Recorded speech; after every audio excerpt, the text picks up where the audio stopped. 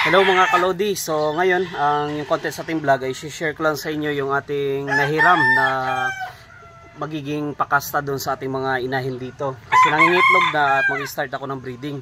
So kahapon may nakita ako na isang manok doon, yung may-ari nito is yung father-in-law ko. At nakita ko ang ganda kasi ng physical na nyo at patatangkad na manok. Bali ito yung kanya itsura pero hindi ko lang identify ko ano yung bloodline nito. Yung manok na ito na sabong last week at nanalo. Bali, hiniram ko muna. Gagawin ko pakasta doon sa ating mga hen. Bali yung manok, ito yung itsura ng kanyang manok. So ito mga kalodi yung itsura ng manok na gagamitin natin pakasta at nahiram natin. Bali yung bloodline, hindi ko lang ma-identify kung ano ito. Pero yung edad nito nasa 8 months old pa lang. Ang bata po nito.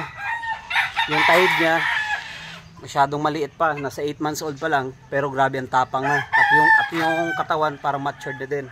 Tapos yung paa, ang haba. Ito po yung kulay ng kanyang paa. Tapos yung itsura ng kanyang mata dito, ito. Yan po yung itsura ng kanyang mata. Irish. Tapos yung height nito, ganito po yung kanyang physical na itsura. Ito po. Yan. So ganyan po siya katangkad. Yan. Ganito po siya kalaki at ganito po kaba yung kanyang paa. Yan po. So sa tingin nyo mga kalodi, ano yung bloodline nito at kung ano yung nakikita yung bloodline dito, pwede paki-comment na lang dyan sa comment section para alam po natin. Kasi ito yung gagamitin natin na pang breeding doon sa ating mga manok na nangingitlog na. Okay? So yun. So yun lang mga kalodi.